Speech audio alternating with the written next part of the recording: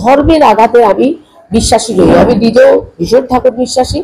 তাই আমার বক্তব্য হচ্ছে বাচ্চারা কেউ ওই টারবান যেটা পরে আসে তারা কিন্তু স্বেচ্ছায় খুলে আসে। ইউনিফর্মে যখন ওরা ঢুকছে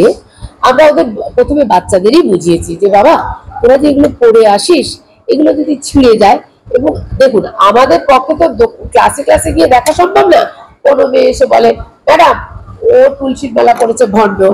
একটা মেয়ের দেখি তুলসীর মালাটা ছিঁড়ে গেছে, ছিঁড়ে গিয়ে সেটা পায়ের তলায় পড়েছে, সেটা তো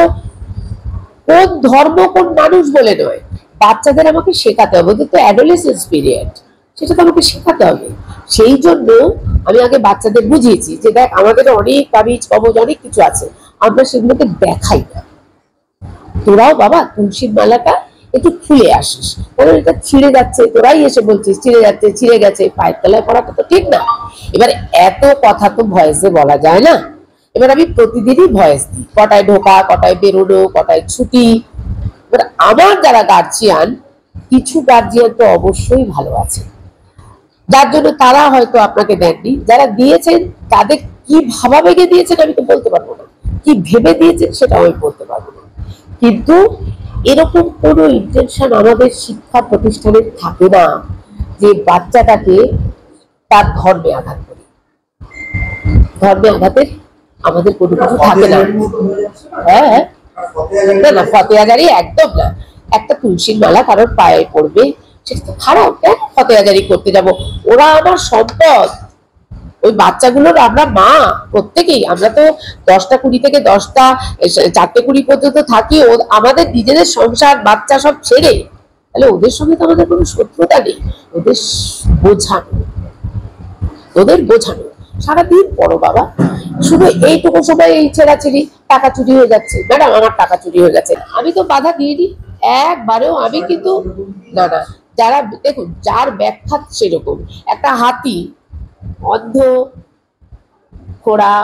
যেই দেখুক, যে যেইখানটা হাত দেবে সে হাতির ব্যাখ্যা সেই রকম দেবে। কেউ বলবে হাতি সুর ধরেছে অন্ধ মানুষটা, সে বলবে হাতি লম্বা, কেউ পেটটা ধরবে সে বলবে আমার জ্বালার মতো, কেউ পাটা ধরলে বলবে থামের মতো। এটা তো ব্যক্তিগত ব্যাখ্যা হয়ে যাচ্ছে দাদা, এগুলো কি ব্যক্তিগত ব্যাখ্যা নয় বলুন তো? যাদের অসুবিধা আমার কাছে তারা আসতে পারতেন। এই ভয়েস তো আজকের না, রোজ আমরা বিভিন্ন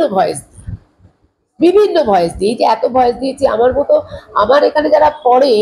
ম্যাক্সিমাম হচ্ছে ফার্স্ট জেনারেশন, তারা দেখুন কন্টিনিউশনেরও কিছু ব্যাপার নেই, কন্টিনিউশন ব্রেকেরও কোনো ব্যাপার নেই। বাচ্চাদের আমরা বুঝিয়েছি তোমাদের এই তুলসী মালাটা ছেঁড়াছেড়ি হয়েছে, আমার কাছে কয়েকজন এসে রিপোর্ট করেছে, আপনারা দেখছেন তো প্রত্যেকটা ক্লাসরুমে আমার সিসি ক্যামেরা, আশা করি আপনারা দেখাবেন,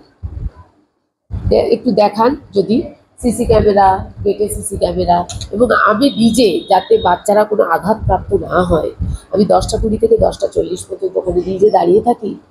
আমার ম্যাডামরা ক্লাসে ক্লাসে গিয়ে বাচ্চাদের অনেক রকম ভাবে ক্রিয়েটিভ অ্যাক্টিভিটিতে